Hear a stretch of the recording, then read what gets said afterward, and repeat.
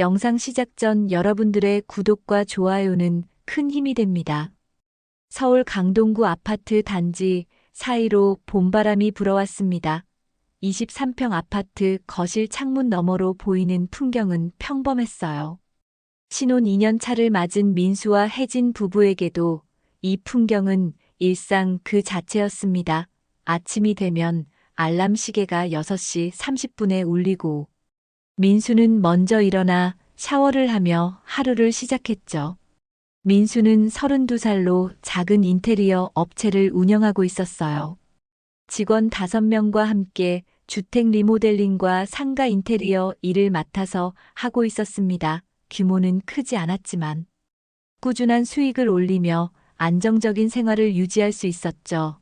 아침 7시에 집을 나서 현장을 돌아다니고 저녁 8시가 넘어서야 집에 돌아오는 생활이 반복되었습니다. 하지만 민수는 이런 바쁜 일상에 만족하고 있었어요. 결혼 후 더욱 열심히 일하게 되었고 혜진과 함께 꾸려가는 가정에 대한 책임감도 날로 커져갔습니다. 혜진은 31살로 강남에 위치한 중소기업에서 격리 업무를 담당하고 있었어요. 매일 아침 8시에 집을 나서 지하철 8호선을 타고 잠실에서 2호선으로 갈아타 강남까지 출근하는 길이 익숙해졌습니다. 결혼 전부터 7년째 다니고 있는 회사였기에 업무에도 능숙했고 동료들과의 관계도 원만한 편이었죠. 월급도 나쁘지 않아서 맞벌이 덕분에 경제적으로는 여유로운 생활을 할 수 있었습니다. 겉으로 보기에는 평범하고 안정된 신혼부부의 모습이었어요. 토요일 오후면 함께 근처 대형마트에 가서 일주일치장을 보고 일요일에는 가끔 롯데시네마에서 영화를 보거나 한강공원을 산책했습니다. 민수는 혜진의 손을 잡고 걸으며 마음속으로 행복해했어요.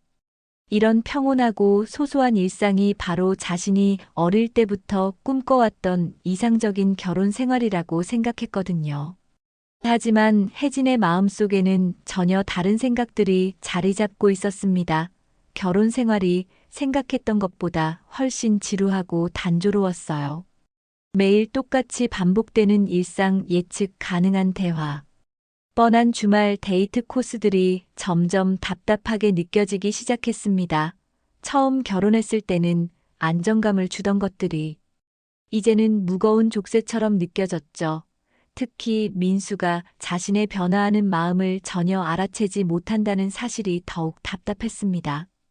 민수는 그런 혜진의 미묘한 변화를 감지하지 못했어요. 아니, 정확히는 감지하려고 하지 않았다고 하는 게 맞을 거예요. 결혼 생활이란 원래 이런 것이라고 생각했거든요. 시간이 지나면서 서로에게 익숙해지고 처음에 뜨거운 열정이 잔잔하고 편안한 애정으로 변하는 것이 당연한 과정이라고 여겼습니다. 그래서 혜진의 작은 변화들을 대수롭지 않게 넘겨버렸죠. 저녁 식사 시간에도 대화는 많지 않았어요. 민수는 오늘 다녀온 현장 이야기를 간단히 하고 혜진은 회사 동료들이나 상사에 대한 불만을 조금 털어놓았습니다. 그 후에는 각자 스마트폰을 보거나 거실 텔레비전에서 나오는 드라마나 예능 프로그램을 멍하니 시청하며 시간을 보냈어요. 이런 모습이 매일같이 반복되었지만 민수는 이것이 편안하고 자연스러운 부부의 일상이라고 믿어 의심치 않았습니다. 하지만 혜진의 마음속 깊은 곳에서는 무언가 다른 것을 간절히 갈망하고 있었어요. 가슴을 뛰게 하는 설렘과 짜릿한 자극, 그리고 새로운 경험에 대한 목마름이 점점 커져가고 있었습니다. 혜진 자신도 아직 그 마음을 정확히 규정하지 못했지만 현재의 삶에서 벗어나고 싶다는 욕구가 조금씩 싹트고 있었던 거죠. 변화는 서서히 시작되었습니다. 처음에는 혜진의 화장이 조금씩 달라지는 것부터였어요. 평소보다 진한 아이섀도우를 바르고 립스틱 색깔도 더욱 선명해졌습니다. 민수는 처음에는 새로 산 화장품을 써보는 것이겠거니 하고 넘어갔죠. 하지만 그런 변화가 며칠이 아니라 몇 주째 계속되고 있었어요. 혜진의 옷차림도 눈에 띄게 달라졌습니다. 원래도 옷 입는 센스가 나쁘지 않았지만 요즘 들어서는 더욱 과감하고 세련된 스타일을 시도하고 있었어요. 회사에 입고 갈 정장도 예전보다 몸에 딱 맞는 것들로 골라 입었고 주말에 입는 원피스나 블라우스도 한층 화려해졌습니다. 민수가 그런 변화에 대해 물어보면 혜진은 그냥 기분 전환이라고 대답했죠. 더욱 눈에 띄는 변화는 혜진의 생활 패턴이었습니다. 예전에는 정시에 퇴근해서 6시 반쯤이면 집에 도착했는데 요즘 들어서는 야근이 잦아졌어요. 처음에는 일주일에 한두 번 정도였지만 점점 빈도가 늘어나더니 이제는 거의 매일 늦게 들어왔습니다. 8시, 9시는 기본이고 때로는 10시가 넘어서 집에 도착하는 날도 있었죠. 혜진은 늦게 들어올 때마다 회사 동료들과의 회식이나 급한 업무 때문이라고 설명했습니다. 민수는 처음에는 별다른 의심 없이 받아들였어요. 요즘 같은 경쟁 사회에서 직장 생활이 쉽지 않다는 걸 누구보다 잘 알고 있었거든요. 자신도 현장 일로 바쁘다 보니 혜진의 사정을 충분히 이해한다고 생각했습니다. 하지만 혜진이 집에 들어오는 모습을 보면 뭔가 이상했어요. 술 냄새가 꽤 많이 났고 얼굴도 상당히 붉어져 있었습니다. 회식이라고 하기에는 너무 취한 상태로 들어오는 날이 많았죠. 현관문을 열고 들어오면서 비틀거리기도 하고 소파에 그대로 쓰러져서 잠들어 버리는 경우도 생겼습니다. 민수가 깨우려고 해도 깊이 잠들어 있어서 침실로 옮기기조차 힘들 정도였어요. 혜진의 스마트폰 사용 패턴도 달라졌습니다. 예전에는 집에서 자유롭게 폰을 사용했는데 요즘에는 항상 자신의 손에 쥐고 있거나 화면을 아래로 뒤집어서 놓았어요. 메시지가 와도 민수가 볼 수 없도록 재빠르게 확인하고 답장을 보냈습니다. 화장실에 갈 때도 폰을 들고 가고 샤워할 때도 세면대 위에 두고 들어갔죠. 민수는 이런 변화들이 조금씩 쌓이면서 마음 한편에 의구심이 생기기 시작했습니다. 하지만 겉으로는 내색하지 않으려고 노력했어요. 결혼한 부부라고 해서 모든 것을 공유해야 하는 건 아니라고 생각했거든요.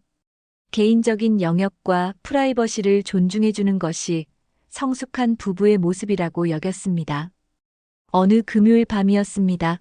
혜진이 또다시 11시가 넘어서 집에 들어왔어요. 이번에는 평소보다 더 많이 취해 있었습니다. 민수가 걱정스럽게 다가가자 혜진은 괜찮다며 손을 내저었지만 발걸음이 휘청거렸죠. 민수가 부축해서 소파에 앉히고 물을 가져다 주려고 부엌으로 가는 사이 혜진은 그대로 소파에서 잠들어 버렸습니다. 민수는 혜진을 바라보며 복잡한 심경이 되었어요. 결혼 초기에는 이런 모습을 본 적이 없었는데 언제부터 이렇게 자주 술에 취해서 들어오기 시작했을까요? 회사 생활이 힘든 건지 아니면 다른 이유가 있는 건지 궁금했지만 직접 묻기는 어려웠습니다. 그날 밤 민수는 잠을 이루지 못했어요. 침실에 누워서 천장을 바라보며 여러 가지 생각이 머릿속을 스쳐 지나갔습니다. 혜진의 변화가 단순히 직장 스트레스 때문인지 아니면 자신이 모르는 다른 이유가 있는 건지 의심스러웠죠. 하지만 동시에 이런 의심을 품는 자신이 못마땅하기도 했습니다. 결혼 생활이란 원래 이런 것일까요? 시간이 지나면서 서로에게 익숙해지고 각자의 삶이 생기는 게 자연스러운 과정일 수도 있다고 생각해 보려 했습니다. 하지만 마음 깊은 곳에서는 뭔가 잘못되고 있다는 불안감이 점점 커져가고 있었어요. 그런 날들이 몇 주 더 지나간 후 결정적인 순간이 찾아왔습니다. 어느 토요일 밤 혜진이 또다시 만취한 상태로 집에 돌아왔어요. 이번에는 정말 심각할 정도로 취해 있었습니다. 현관문을 겨우 열고 들어온 혜진은 신발도 제대로 벗지 못하고 거실 바닥에 털썩 주저앉았죠. 민수는 깜짝 놀라서 혜진에게 달려갔습니다. 혜진아, 괜찮아? 무슨 일이야? 하고 물어봤지만 혜진은 눈을 제대로 뜨지도 못한 채 중얼거리기만 했어요.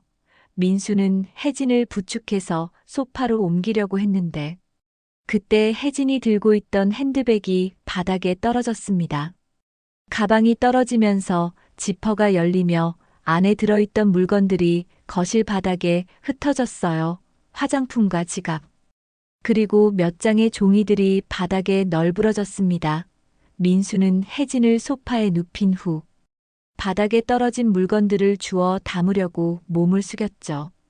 그런데 그때 민수의 눈에 들어온 것은 충격적인 장면이었습니다. 바닥에 떨어진 물건들 사이에 콘돔 한 개가 보였어요. 처음에는 눈을 의심했습니다. 설마 하는 마음으로 다시 한번 자세히 봤지만 분명히 콘돔이 맞았어요. 민수의 심장이 쿵쾅거리기 시작했습니다. 민수와 혜진은 결혼한 부부였고 피임은 혜진이 복용하는 피임약으로 하고 있었어요. 그런데 왜 혜진의 가방 안에 콘돔이 들어있는 걸까요? 민수의 머릿속이 하얗게 변했습니다. 손이 떨리면서 그 콘돔을 집어들었는데 포장지도 뜯어지지 않은 새 제품이었어요. 하지만 더 충격적인 것은 따로 있었습니다. 콘돔 옆에 떨어져 있던 것은 몇 장의 사진이었어요. 민수가 그 사진들을 집어든 순간 온몸에서 피가 싹 빠지는 느낌이었습니다. 사진 속에는 혜진과 낯선 남자가 함께 찍혀 있었거든요. 첫 번째 사진은 혜진과 그 남자가 카페에서 마주보고 앉아 있는 모습이었어요. 두 사람 모두 환하게 웃고 있었고 분위기가 심상치 않아 보였습니다. 두 번째 사진은 둘이 나란히 걸어가는 뒷모습이었는데 남자가 혜진의 어깨에 팔을 두르고 있었어요. 세 번째 사진은 더욱 충격적이었습니다. 둘이 포옹하고 있는 모습이었거든요. 민수는 사진을 보면서 온몸이 떨렸습니다. 이게 현실인가 싶어서 몇 번이고 다시 봤지만 분명히 혜진이 맞았어요. 혜진의 얼굴과 옷차림, 심지어 며칠 전에 새로 산 목걸이까지 선명하게 보였습니다. 사진 속의 혜진은 집에서 보여주지 않았던 밝고 행복한 표정을 짓고 있었어요. 민수는 주저앉을 뻔했습니다. 다리에 힘이 빠져서 거실 바닥에 그대로 앉아버렸죠. 머릿속이 복잡했어요. 이게 정말 현실일까? 혹시 내가 잘못 본 게 아닐까 하는 생각과 동시에 모든 퍼즐 조각들이 맞춰지는 느낌이었습니다. 요즘 들어 혜진이 보여준 모든 변화들이 이제야 설명이 되었어요. 진해진 화장, 과감해진 옷차림, 잦아진 야근과 회식 술에 취해 돌아오는 모습들, 그리고 스마트폰을 숨기듯 사용하던 행동들 모든 것이 이 사진들로 인해 명확해졌습니다. 민수는 소파에서 잠들어 있는 혜진을 바라봤어요. 평소에 그렇게 사랑했던 아내의 얼굴이 이제는 낯설게 느껴졌습니다. 언제부터 혜진이 자신을 속이고 있었던 걸까요? 그 남자는 누구일까요? 회사 동료일까 아니면 전혀 다른 사람일까요? 사진을 다시 한번 자세히 들여다보던 민수는 배경에서 힌트를 찾을 수 있었어요. 첫 번째 사진의 배경은 강남역 근처의 유명한 카페였습니다. 혜진의 회사 근처였죠. 그렇다면 회사와 관련된 사람일 가능성이 높아 보였어요. 민수는 콘돔과 사진들을 다시 가방에 넣었습니다. 그리고 나머지 흩어진 물건들도 정리했어요. 하지만 마음속은 온통 혼란스러웠습니다. 어떻게 해야 할지 전혀 감이 오지 않았거든요. 혜진에게 직접 따져 물어야 할지 아니면 좀 더 확실한 증거를 찾아야 할지 갈등되었습니다. 그날 밤 민수는 전혀 잠을 이룰 수 없었어요. 침실에 누워서 천장을 바라보며 온갖 생각들이 머릿속을 스쳐갔습니다. 믿고 있던 아내가 다른 남자와 바람을 피우고 있다는 현실을 받아들이기가 쉽지 않았거든요. 하지만 부정할 수 없는 증거들이 눈앞에 있었습니다. 그 다음 날 일요일 아침 혜진은 숙취로 인해 늦잠을 잤습니다.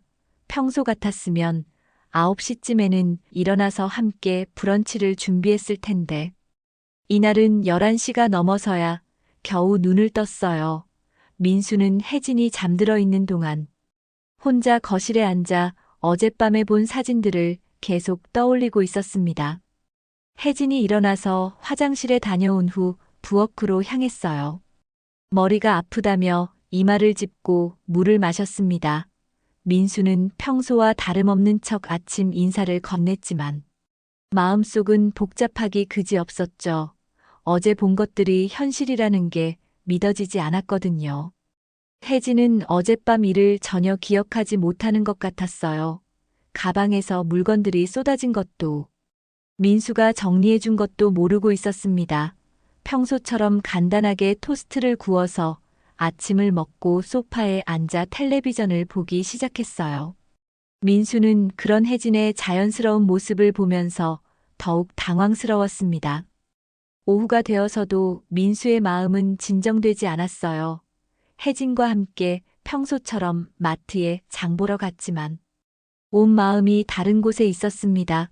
혜진이 뭔가 말을 걸어도 제대로 대답하지 못했고 계산대에서도 실수를 연발했죠. 혜진이 왜 그러냐고 물어봤지만 민수는 그냥 피곤해서 그런다고 대답했습니다. 저녁 시간이 되어서도 민수의 불안감은 계속되었어요. 혜진은 평소와 다름없이 저녁을 준비하고 민수와 함께 식사를 했습니다. 하지만 민수에게는 모든 것이 연기처럼 느껴졌어요. 어제까지만 해도 사랑하는 아내였던 혜진이 이제는 전혀 다른 사람처럼 보였거든요. 그날 밤 10시쯤 되었을 때였습니다. 혜진이 먼저 침실로 들어가 잠자리에 누웠어요. 평소보다 일찍 잠든 것은 어제 과음한 여파로 몸이 피곤했기 때문인 것 같았습니다. 민수는 거실에서 혼자 텔레비전을 보며 시간을 보내고 있었죠. 그런데 갑자기 혜진의 스마트폰에서 메시지 알림음이 울렸어요. 혜진이 침실 침대 옆 테이블에 놓아둔 폰이었습니다. 평소 같으면 그냥 넘어갔을 텐데. 어젯밤 일 때문에 민수의 신경이 날카로워져 있었어요. 호기심과 불안감이 동시에 밀려왔습니다. 민수는 잠시 망설였습니다. 남편이라고 해서 아내의 사생활을 들여다보는 것이 옳은 일일까요? 하지만 어젯밤에 본 사진들이 계속 머릿속을 맴돌았어요. 그리고 혜진의 최근 변화들을 생각해 보니 더 이상 참을 수가 없었습니다. 민수는 조심스럽게 침실 문을 열고 들어갔어요. 혜진은 깊이 잠들어 있었고 규칙적인 숨소리를 내고 있었습니다. 민수는 발걸음을 최대한 조용히 하며 침대 옆 테이블로 다가갔죠. 스마트폰 화면에는 메시지가 도착했다는 알림이 떠 있었습니다. 민수의 손이 떨렸어요. 이런 일을 해본 적이 없었거든요. 하지만 진실을 알고 싶다는 마음이 더 컸습니다. 혜진의 폰 잠금 패턴은 알고 있었어요. 결혼 기념일을 숫자로 바꾼 것이었습니다. 민수는 떨리는 손으로 패턴을 그렸고 다행히 잠금이 해제되었어요. 메시지 화면을 열어보니 방금 도착한 메시지가 맨 위에 있었습니다. 발신자는 저장되어 있지 않은 번호였지만 메시지 내용을 보는 순간 민수는 온몸이 얼어붙었어요. 잘 들어갔지. 오늘도 너무 좋았다는 내용이었습니다. 민수는 그 메시지를 몇 번이고 다시 읽어봤어요. 혹시 잘못 본 건 아닐까 하는 희망을 품고 싶었지만 명백한 현실이었습니다. 그리고 그 메시지 위로 스크롤을 올려보니 더욱 충격적인 내용들이 이어져 있었어요. 며칠 전부터 주고받은 메시지들이 있었는데 내용들이 일반적인 친구 사이의 대화가 아니었습니다. 보고 싶다. 만나고 싶다는 말들과 함께 친밀한 표현들이 오갔어요. 그리고 만날 약속을 잡는 내용들도 보였습니다. 시간과 장소까지 구체적으로 정해져 있었죠. 민수는 더 이상 볼 수가 없었어요. 스마트폰을 원래 자리에 다시 놓고 조용히 침실에서 나왔습니다. 거실 소파에 털썩 주저앉으며 머리를 감쌌어요. 어젯밤에 본 사진들과 오늘 본 메시지들까지 더 이상 부정할 수 없는 명백한 증거들이었습니다. 그날 밤 민수는 거실 소파에서 잠을 청했어요. 침실로 들어가서 혜진 옆에 누워 있을 수가 없었거든요. 하지만 잠이 올 리가 없었습니다. 온갖 생각들이 머릿속을 복잡하게 만들었어요. 이제 어떻게 해야 할지 전혀 감이 오지 않았습니다. 새벽 5시가 되어서야 민수는 한 가지 결심을 했어요. 더 확실한 증거를 수집해야겠다고 생각했습니다. 감정적으로 대응하기보다는 냉정하고 체계적으로 접근하는 것이 좋겠다고 판단했거든요. 그래서 전문가의 도움을 받기로 마음먹었습니다. 월요일 아침 민수는 평소보다 일찍 일어났습니다. 어젯밤 거실 소파에서 뒤척이며 보낸 시간 동안 내린 결심을 실행에 옮기기로 했어요. 혜진이 출근 준비를 하는 동안 민수는 인터넷으로 사설탐정 사무소를 검색했습니다. 서울 강남 지역에 위치한 몇 곳의 탐정 사무소 중에서 평점이 높고 경력이 오래된 곳을 골라 전화를 걸었어요. 전화를 받은 탐정은 중년 남성의 목소리였습니다. 민수가 상황을 간략하게 설명하자 탐정은 이런 경우가 많다며 차분한 톤으로 상담을 진행했어요. 직접 만나서 자세한 이야기를 나누는 것이 좋겠다고 했고, 당일 오후 3시에 사무소에서 만나기로 약속했습니다. 민수는 그날 현장 일정을 직원들에게 맡기고 강남으로 향했어요. 지하철을 타고 가는 동안에도 마음이 복잡했습니다. 혹시 자신이 너무 성급하게 판단하고 있는 건 아닐까 하는 생각도 들었지만, 어젯밤 본 메시지와 사진들을 떠올리면 더 이상 망설일 수가 없었어요. 탐정 사무소는 강남역 근처 상가 건물 6층에 위치해 있었습니다. 사무실 문을 열고 들어가니 50대 중반으로 보이는 남성이 책상에 앉아 있었어요. 김 탐정이라고 자신을 소개한 그는 20년 넘게 이 일을 해왔다고 했습니다. 민수는 그동안 있었던 일들을 처음부터 차근차근 설명했어요. 혜진의 최근 변화들부터 시작해서 어젯밤 가방에서 발견한 사진들과 스마트폰 메시지까지 모든 상황을 털어놓았습니다.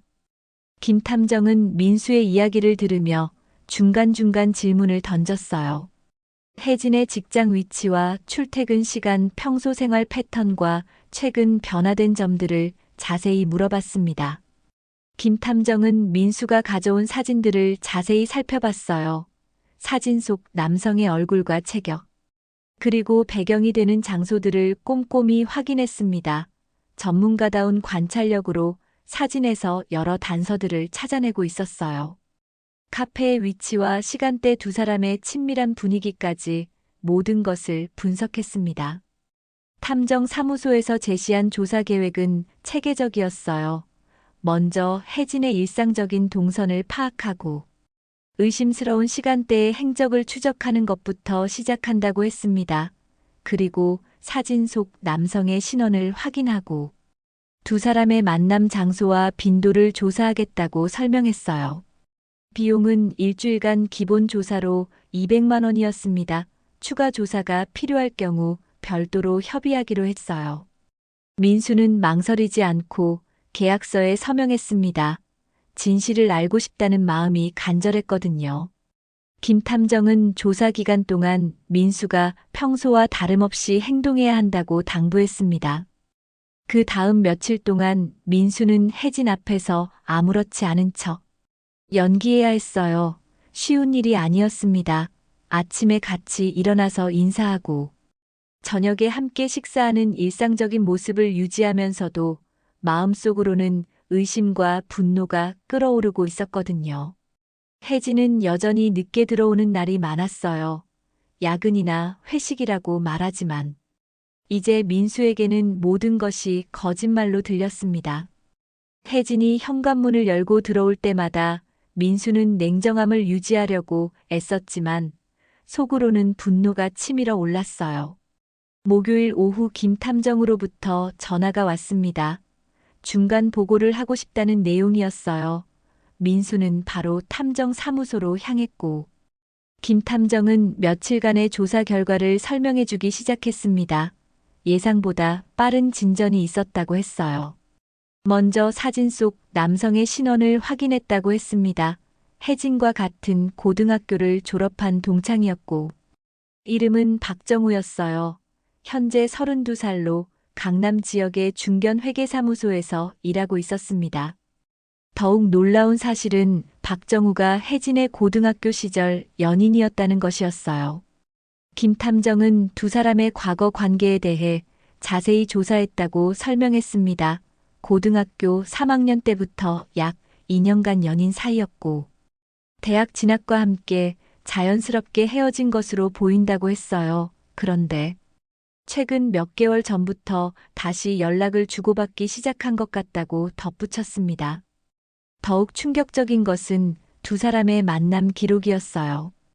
김 탐정이 제시한 자료에는 호텔 출입 기록과 차량 블랙박스 영상까지 포함되어 있었습니다. 지난 한 달 동안만 해도 5번 이상 강남 지역의 모텔에 함께 들어가는 모습이 확인되었다고 했어요. 민수는 그 자료들을 보면서 머리가 어지러웠습니다. 사진과 동영상으로 명확하게 기록된 증거들 앞에서 더 이상 의심할 여지가 없었어요. 혜진이 자신을 속이고 옛 연인과 불륜을 저지르고 있다는 사실이 명백하게 드러났습니다. 김 탐정은 추가로 이틀 더 조사해서 완전한 보고서를 작성하겠다고 했어요. 법적 대응을 위해서는 더욱 확실하고 체계적인 증거가 필요하다고 조언했습니다. 민수는 고개를 끄덕이며 마지막까지 철저하게 조사해달라고 요청했어요. 토요일 아침 김 탐정으로부터 최종 보고서가 완성되었다는 연락이 왔습니다. 민수는 바로 탐정 사무소로 향했어요.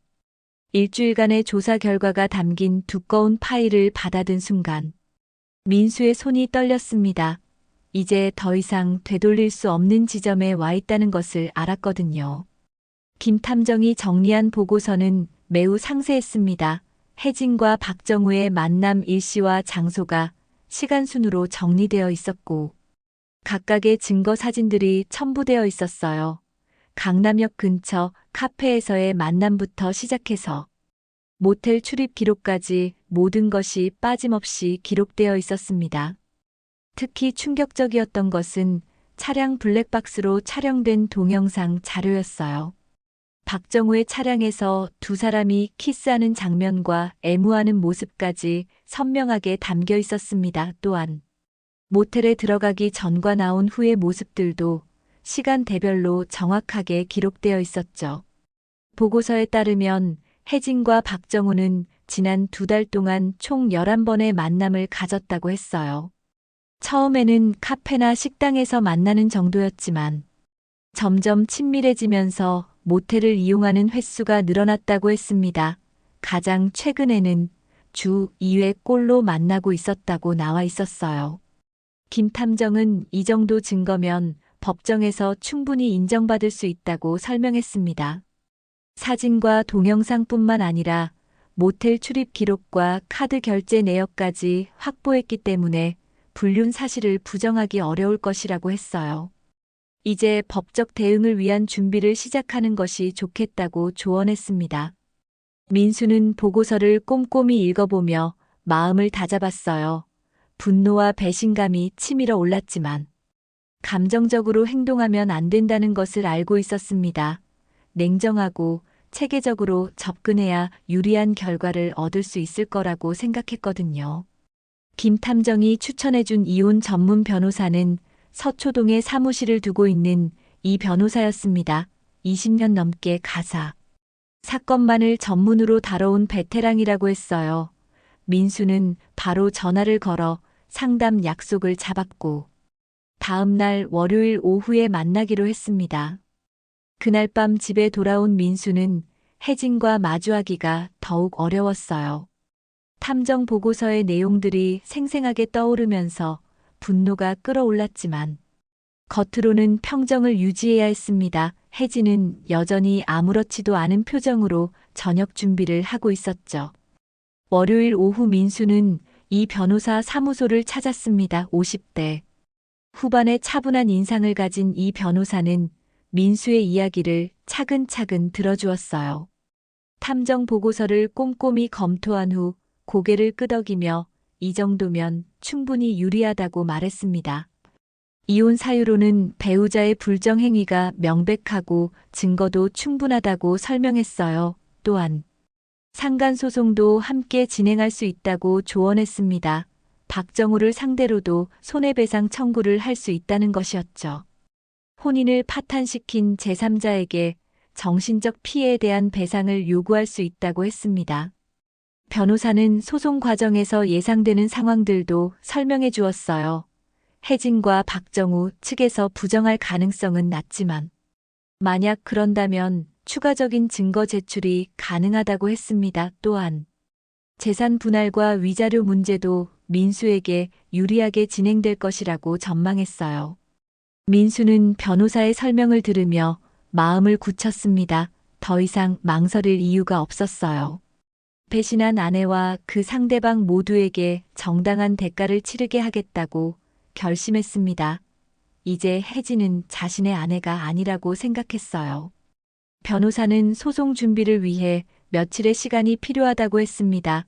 서류 작성과 증거 정리를 완료한 후 법원에 제출하겠다고 했어요. 그 전까지는 혜진에게 티를 내지 말고 평상시와 같이 행동하는 것이 좋겠다고 조언했습니다. 민수는 변호사 사무실을 나오면서 이상하게 마음이 후련했어요. 오랫동안 혼자 짊어지고 있던 무거운 짐을 드디어 내려놓은 기분이었습니다. 이제 전문가들이 법적인 절차를 진행해 줄 것이고 자신은 새로운 삶을 준비하면 되는 것이었죠. 그날 저녁 집에 돌아온 민수는 혜진을 바라보며 생각했습니다.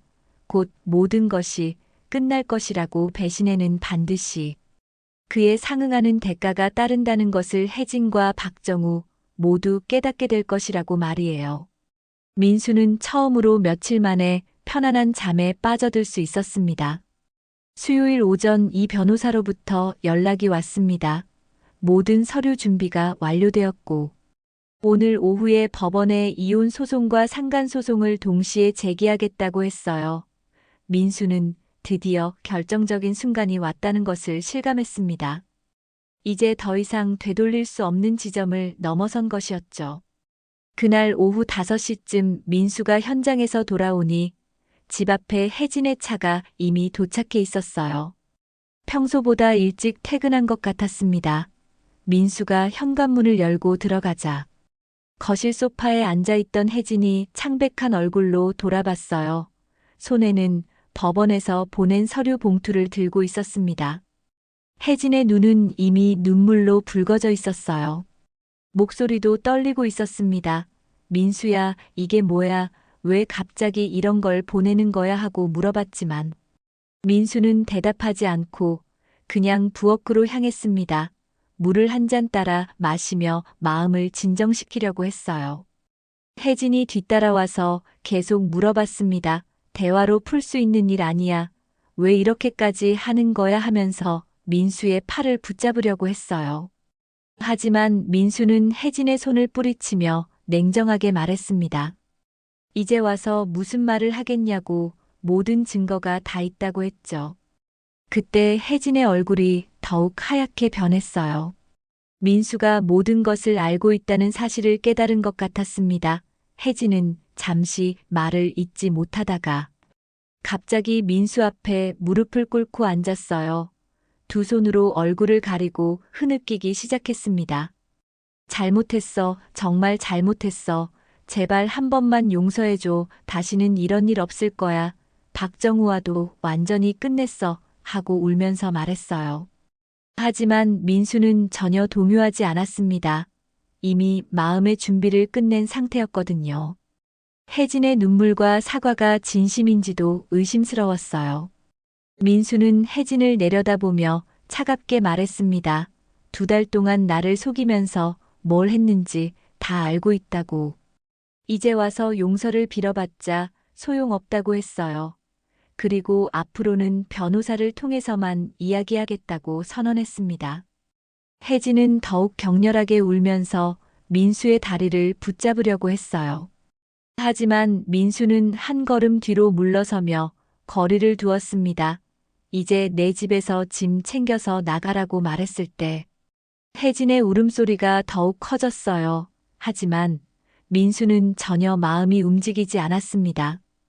그날 밤 혜진은 짐을 쌌습니다. 친정으로 돌아간다고 했어요. 민수는 혜진이 짐을 싸는 동안 거실에서 텔레비전을 보며 시간을 보냈습니다. 가끔 침실에서 흐느끼는 소리가 들렸지만 신경 쓰지 않았어요. 이미 혜진에 대한 모든 감정이 식어버린 상태였거든요. 다음 날 아침 혜진이 집을 떠날 때도 민수는 배웅하지 않았습니다. 현관문이 닫히는 소리를 들으며 드디어 끝났다는 안도감을 느꼈어요. 이제 진짜 새로운 삶을 시작할 수 있을 것 같았습니다. 며칠 후 이 변호사로부터 소식이 전해졌어요. 박정우 측에서도 소송 통지서를 받았고 그의 직장에까지 소문이 퍼지고 있다고 했습니다. 회계사무소라는 보수적인 직장 환경에서 불륜 스캔들은 치명적이었어요. 동료들과 상사들의 시선이 차갑게 변했고 업무상 신뢰도에도 타격을 입었다고 했습니다. 박정우는 결국 회사에서 징계위원회에 회부되었고 감봉과 함께 업무 배치 전환 처분을 받았어요. 하지만 직장 내 분위기가 너무나 어색해진 나머지 스스로 사표를 제출하게 되었다고 했습니다. 10년 넘게 쌓아온 경력에 큰 흠집이 생긴 셈이었죠. 혜진의 상황도 마찬가지였어요. 회사에서는 아직 구체적인 징계 조치를 내리지 않았지만 동료들 사이에 소문이 돌면서 눈치를 보는 상황이 되었다고 했습니다. 특히 격리 업무라는 것이 신뢰를 바탕으로 하는 일이다 보니 회사 입장에서도 부담스러워하고 있다는 소식이었어요. 민수는 그런 소식들을 들으면서도 별다른 감정의 변화는 없었습니다. 오히려 당연한 결과라고 생각했어요. 배신에는 그에 상응하는 대가가 따라야 한다고 믿었거든요.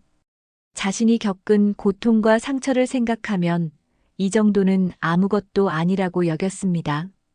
일주일이 지난 후 혜진에게서 전화가 왔어요. 하지만 민수는 받지 않았습니다. 변호사를 통해서만 연락하겠다고 했던 말을 지키고 싶었거든요. 대신 이 변호사에게 혜진이 계속 연락을 시도하고 있다는 사실을 알렸고 변호사가 적절히 대응하겠다고 했습니다. 박정우도 비슷한 상황이었어요. 민수에게 직접 사과하고 싶다며 연락을 시도했지만 역시 받아주지 않았습니다. 이미 법적인 절차가 시작된 상황에서 개인적인 접촉은 바람직하지 않다고 판단했어요. 모든 것을 법정에서 해결하겠다는 것이 민수의 방침이었습니다. 2달 후 드디어 법정에서 최종 판결이 나왔습니다. 민수가 제출한 모든 증거들이 법원에서 인정받았고 혜진과 박정우는 더 이상 부정할 수 없는 상황에 놓였어요.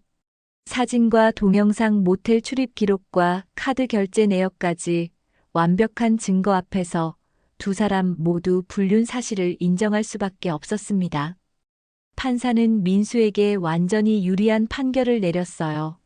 이혼 소송에서는 혜진의 책임이 100% 인정되었고 재산 분할에서도 민수가 대부분을 가져갈 수 있게 되었습니다. 또한 정신적 피해에 대한 위자료로 혜진은 민수에게 3천만 원을 지급하라는 판결을 받았죠. 상간 소송에서도 박정우에게 2천만 원의 손해배상 책임이 인정되었습니다. 판결이 확정된 후 혜진의 상황은 급속도로 악화되었어요. 회사에서는 결국 징계위원회가 열렸고 품위 손상을 이유로 해고 처분을 받았습니다. 7년간 다니던 직장에서 쫓겨난 것이었죠.